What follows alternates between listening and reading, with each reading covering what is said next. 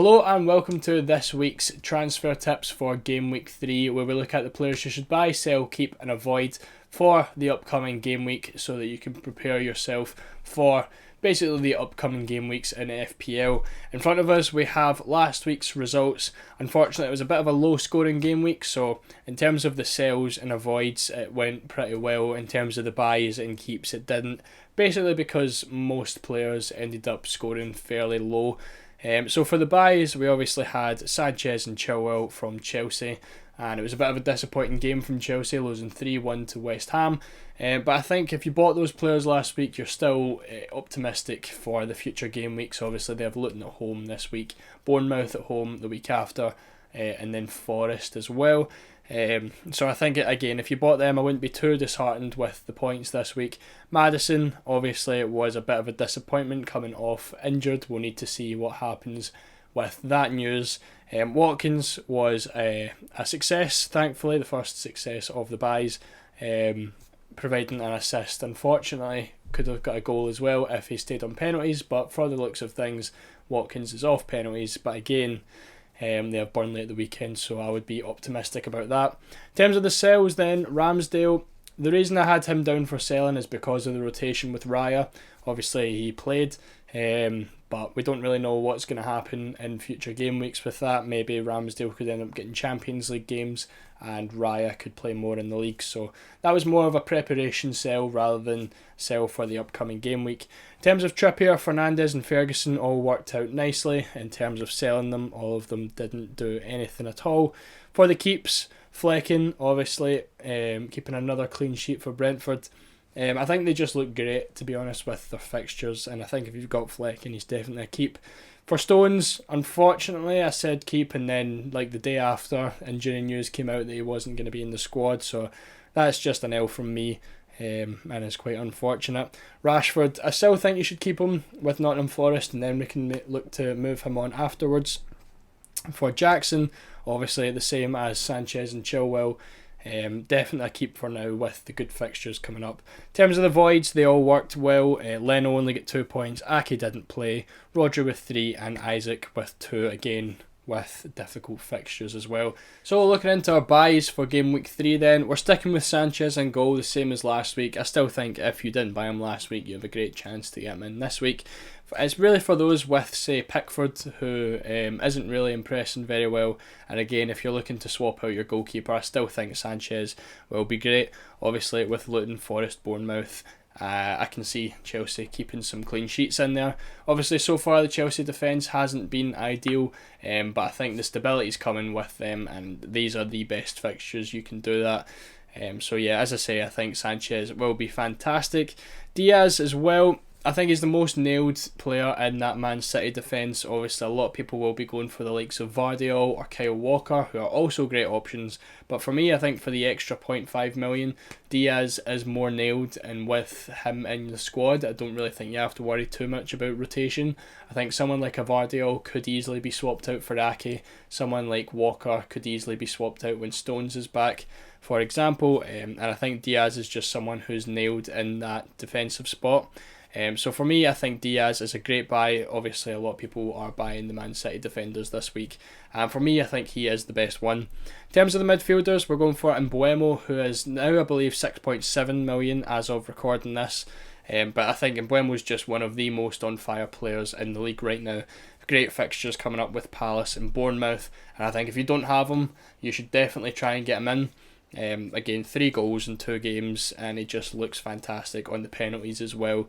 Jackson at striker, I think, again, he is just someone for those fixtures. As Chelsea's main number 9, I don't think you can look past Luton at home, Forest at home, Bournemouth away. They just are fantastic fixtures, and I think if that was anyone, any team having those fixtures, I would be looking at their main striker. Now, Jackson has looked good. Obviously, he doesn't have a goal or an assist yet, but he's got 1.33 XG so far. And he is just underperforming that, unfortunately, so far. But I think he's definitely going to be due a goal, and I think over the next 3 weeks we could see him get up and running in the Premier League. Having a look at some of our sales then, we have Pickford in at number 1, who we just spoke about there. I think Pickford to Sanchez could be a great shout this week. Obviously, Wolves and Sheffield are fairly good fixtures for a team like Everton, but I think in terms of the way that Everton have actually been playing in general, I wouldn't be surprised if Wolves get a goal, if Sheffield get a goal. And then obviously Arsenal afterwards, I think could easily, will probably score in that game. In terms of goals conceded so far, they're at 1.39, and they actually have a 38% clean sheet chance this week. So you would debate that you would keep Pickford this week, but personally I think just getting Sanchez in as early as possible for that Luton game, I think Chelsea just have a much better chance of a clean sheet against Luton than Everton do against Wolves. In our defensive spot, we have Trent Alexander-Arnold. Now, if you started with him at 8 million, it's just been a bit of a disappointment. Most defenders are coming in about 3 mil cheaper than him, and Trent just isn't really performing too well at all. No clean sheets from Liverpool yet, no attack in return from Trent, and it's just looking like a bit of a disappointment. I think for trying to get Trent back in, we can look maybe towards game week 8 when the fixtures get a bit better for him. But I think right now he just isn't looking great, and obviously they have Newcastle away at the weekend where we'd easily see Newcastle get a goal. Aston Villa next week as well, could easily see them get a goal as well. And I just don't think Trent's really living up to the price. And then moving on to Salah as well is really the exact same. 12.5 million for what return you're getting from him isn't ideal. Obviously the game against Bournemouth is past now. That is when we were all going to captain him. And looking into the future, there's really no games where we would captain Salah, and I think a downgrade to even Luis Diaz at 5 million cheaper just looks a lot more worth it. Salah obviously he's not performing bad, it just isn't performing to the level you would want from a 12.5 million midfielder. Into striker, we've got Joao Pedro at 5.6 million. I believe he dropped in price last night and is now 5.5. Doesn't really affect the selling price anyway, so it's not the biggest deal in the world. But obviously didn't start in game week 2, came on about the 60th minute. And yeah, I think for now there's better striker options. I think I would go for someone like Jackson, as I recommended, for 1.5 more expensive. Obviously he's on the penalties, which is great, but he needs to be on the pitch to take those penalties. And I think really when you're looking at having someone like Haaland and then Pedro beside him, there's just better options I think at that. If you can downgrade somewhere else and upgrade Pedro to one of the better, one of the more expensive attackers, is just going to be a bit better. Moving on to the keeps then, we have Sam Johnson in goal. Obviously there is rumours floating about that Dean Henderson could possibly sign for Crystal Palace, but so far there's not really been anything concrete, and I don't think there's any reason to get rid of Sam Johnson straight away. Obviously if something comes to life with Henderson signing, maybe we can look at moving Sam Johnson on, but for now I think he's still a great option, and obviously for saves and everything like that, Johnson's still going to be great. Palace still look fine defensively, and I don't think there's any reason to rush away from him. In terms of the defender, now this might be a bit of a controversial one. We have Gabriel, obviously didn't start again in game week 2, and a lot of people are rushing to get him out. Again, he has dropped down to 4.9 million in price as of last night, with a lot of transfers coming out for him. But now that Tomiyasu has been sent off and Zinchenko is back, I believe the predicted lineup is Zinchenko at left back playing as the inverted centre mid, as Partey has been doing, with Gabriel, Saliba and then White as the right back, playing kind of how Tomiyasu has been playing, which is last year's defence for Arsenal, and I think that is probably what's going to happen. Which means obviously Gabriel is expected to start. Now Arsenal have a very good chance of keeping a clean sheet in that game, and another random fact out there is that Gabriel has scored 3 goals in his last 4 games against Fulham, so it's just one to keep in mind, just in case you're looking to possibly panic and get him out. Gabriel does have a very good fixture, and again I think he could get some good points if you have the balls to start him. In midfield we're going for Eze, 6.5 million, has also dropped in price to 6.4 last night, and yeah, I think Eze's fixtures look great. with Brentford, Wolves and Villa, and I think he's just been a bit unfortunate. He's had 12 shots in both games, played 90 minutes, and he's obviously very unlucky not to return. He's created 8 chances as well, which gives him a very high expected assist rate. And yeah, I think with the fixtures upcoming, it's just a matter of time before Eze finally returns, and his price will probably jump back up again. But as I say, I think he is a great option at 6.5 mil, and yeah, I would definitely look at keeping him. I don't think he's worth a transfer at all this week. I think there's definitely other avenues to look at in most of our teams for getting players out. I don't think Eze's one of them. I would definitely be starting him next game week, and I would hope for a return as well. At attack, we have Ollie Watkins. Now, obviously, I spoke about him at the start. Obviously, he is now off penalties, but I don't think there's any reason to get rid of him either. A few people were talking about moving him down to Jackson. I think it's more of a luxury move, to be honest. I don't think that's needed, especially with the fixtures Watkins has. He's proved in the past that he can score against Liverpool, so I wouldn't be too worried about that. And Burnley away and Crystal Palace at home, you would hope for a return there as well. But yeah, I think Watkins is a fantastic option. Obviously has just been slightly underperforming with only 2 assists and no goals yet, but I think the goals are coming for him, and it's just a matter of time. And finally, moving on to the players that you should avoid transferring in this week. We're starting off with the 4 million goalkeeper Areola. Now, there's been talk that people are looking at doing the double 4 million goalkeeper to save some money and going for Areola and Turner and rotating between them. However, I think with Areola's fixtures, obviously we've only got the front 3 there. In game week 6, they also play Liverpool, which is just very tough fixtures for a team like West Ham, which means you're really going to be looking at playing Turner for those games.